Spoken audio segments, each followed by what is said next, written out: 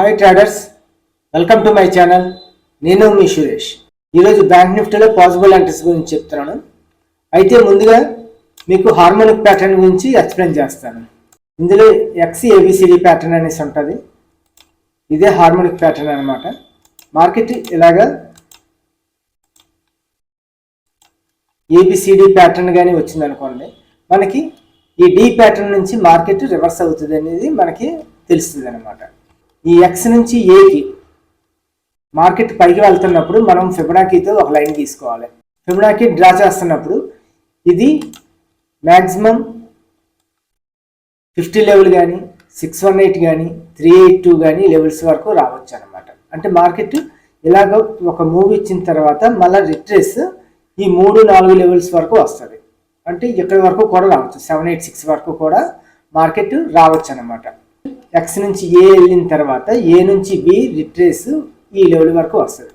Suppose 618 వరకు వచ్చింది అనుకోండి, ఇక్కడ నుంచి మళ్ళీ పైకి ఎంత వరకు వెళ్తుంది అన్నది ఫిబ్ ఎక్స్టెన్షన్ టూల్తో మనం చూడాలి. ఇందులోనే trend based Feb extension tool అనేసి ఉంటుంది. ఈ టూల్ తీసుకుని X to A, A to X వరకు కానీ మనం డ్రా చేసామనుకోండి, ఇది కరెక్ట్గా 1.272 వరకు కానీ 618 వరకు కానీ వెళ్ళి మళ్ళీ రిట్రేస్ అవ్వాలి.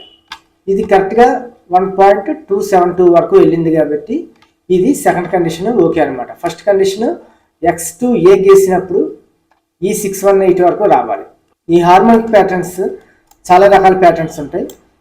వాటి పేర్లు మనకి అంత ఇంపార్టెంట్ కాదు, కానీ ఈ షేపు ఈ మెజర్మెంట్స్ వచ్చినట్టయితే మనం దాన్ని కన్సిడర్ చేసుకొని మనము అక్కడ ఎంట్రీస్ తీసుకోవడానికి అవకాశం ఉంటుంది. 618 వరకు కానీ వచ్చినట్టయితే దానికి ఒక పేరు, అలాగే 786 వరకు వస్తే ఒక పేరు, అలాగే 382 వరకు వస్తే ఒక పేరు, అలాగా ఒక్కొక్క లెవెల్కి ఒక్కొక్క పేరు.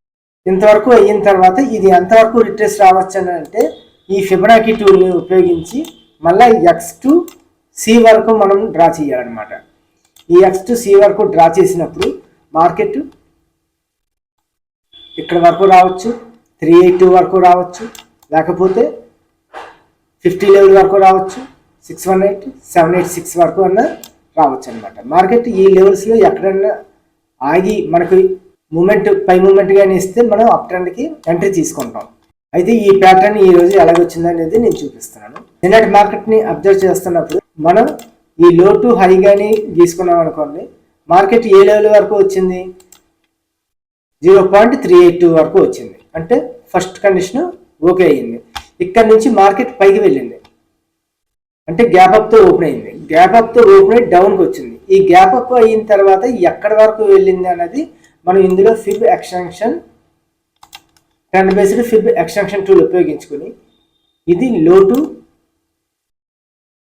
నిన్న గీసినటువంటి హై, అక్కడి నుంచి మళ్ళా ఈ లోకి కానీ మనం డ్రా చేసామనుకోండి, కరెక్ట్గా మార్కెట్ అక్కడి వరకు వచ్చిందండి, 1.272 వరకు వచ్చింది. అంటే ఇక్కడికి సెకండ్ కండిషన్ ఓకే అయింది అనమాట. ఇప్పుడు థర్డ్ కండిషన్ ఏంటి, ఇప్పుడు మళ్ళా ఫిబొనాకీ టూల్ తీసుకుని ఈ లో టు ఈ రోజు హై వరకు కానీ గీసుకున్నాం అనుకోండి, అది కరెక్ట్గా ఎంతవరకు వచ్చింది, 0.5 వరకు వచ్చింది. అంటే 50 లెవెల్ వరకు వచ్చింది. కాబట్టి ఇప్పుడు మనం ఈ XABCD ప్యాటర్న్ ఉపయోగించుకుని, అంటే ఇది హార్మోనిక్ ప్యాటర్న్ ఉపయోగించుకుని ఇది X నుంచి A, A నుంచి B, B నుంచి C, C నుంచి Dకి కానీ గీసామనుకోండి, మార్కెట్ కరెక్ట్గా ఇక్కడి నుంచే రివర్సల్ అవుతుంది. ఇది హార్మోనిక్ ప్యాటర్న్ ఉపయోగించి. అలాగే మనం ఈ హార్మోనిక్ ప్యాటర్న్ కాకుండా ఇంకా మనకి ఆర్డర్ బ్లాక్స్, ఇన్బ్యాలెన్స్లు, సపోర్ట్ రెసిస్టెన్స్లు ఏవి వచ్చినాయో కూడా మనం చూసుకోవాలి.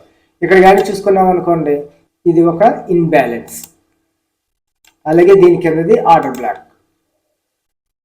ఇది ఆర్డర్ బ్లాక్ ఇన్బ్యాలెన్స్ కాంబినేషన్.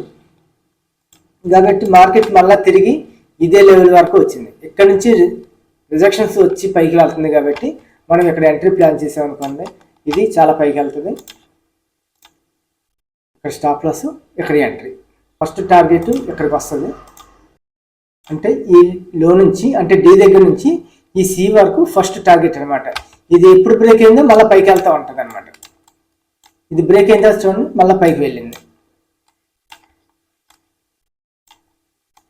ఈ పైకి వెళ్ళిన తర్వాత ఈ హై వరకు వెళ్ళిన తర్వాత మనం లెఫ్ట్ సైడ్ ఏమన్నా ఆర్డర్ బ్లాక్స్, ఇన్బ్యాలెన్స్లు ఏమైనా వచ్చినాయేమో అని చూసుకోవాలి. ఇది ర్యాలీ బేస్ ర్యాలీ. ఈ చిన్న చిన్న క్యాండిల్స్ అన్ని బేస్ క్యాండిల్స్. ఇది నా ప్రీవియస్ వీడియోస్లో డిమాండ్ అండ్ సప్లై క్లాస్ చెప్పినప్పుడు మీరు అది వెంటనే మీకు ఇదంతా క్లియర్గా ఎక్స్ప్లెయిన్ అవుతుంది. కాబట్టి ఈ చిన్న చిన్న క్యాండిల్స్ అన్ని బేస్ క్యాండిల్స్. ఈ బేస్ క్యాండిల్స్కి ఒక జోన్ గీసుకుని, అలాగే ఈ పైన ఇన్బ్యాలెన్స్కి ఒక జోన్ గీసుకున్నాం అనుకోండి, ఈ మార్కెట్ మళ్ళీ తిరిగి ఈ ఏరియాకి వచ్చినప్పుడు మనం మళ్ళీ బై చేస్తాం అనమాట. చూడండి, మార్కెట్ మళ్ళీ తిరిగి ఇక్కడ నుంచే రిజెక్షన్స్ వచ్చింది కాబట్టి మళ్ళీ అక్కడ మనం సెకండ్ ఎంట్రీ తీసుకోవచ్చు. మనం ఈ ఆర్డర్ బ్లాక్ ఇన్బ్యాలెన్స్ కిందకి మనం స్టాప్ లాస్ పెట్టుకోవాలి. చూడండి, మార్కెట్ మళ్ళీ పైకి వెళ్ళింది. పైకి వెళ్ళిన తర్వాత మళ్ళీ తిరిగి మళ్ళీ సేమ్ ఇదే జోన్ దగ్గర మళ్ళీ రిజెక్షన్స్ వచ్చినాయి అనమాట. కాబట్టి మార్కెట్ మనం ఎప్పుడు అనలైజ్ చేసినా ప్రీవియస్ మార్కెట్తో కలిపి చూసుకోవాలి. ప్రీవియస్ మార్కెట్ ఏ విధంగా ఉంది, అక్కడ ఏమైనా వచ్చినాయి అని అంటే మనకి అక్కడికి హార్మోనిక్ ప్యాటర్న్ వచ్చింది. ఈ హార్మోనిక్ ప్యాటర్న్ వచ్చిన తర్వాత ఇదే డి నుంచి పైకి వెళ్తుందని మనకు తెలుసు. ఈ డీప్ ఏరియాలో మనకి ఆర్డర్ బ్లాక్ ఇన్బ్యాలెన్స్ వచ్చింది. కాబట్టి ఈ ఆర్డర్ బ్లాక్ ఇన్బ్యాలెన్స్ దగ్గర నుంచే మార్కెట్ పైకి వెళ్తుంది. కాబట్టి మనం అక్కడ ఎంట్రీ తీసుకుంటే మనం ఈ ఆర్డర్ బ్లాక్ ఇన్బ్యాలెన్స్ కిందకే మనం స్టాప్ లాస్ పెట్టుకుంటాం.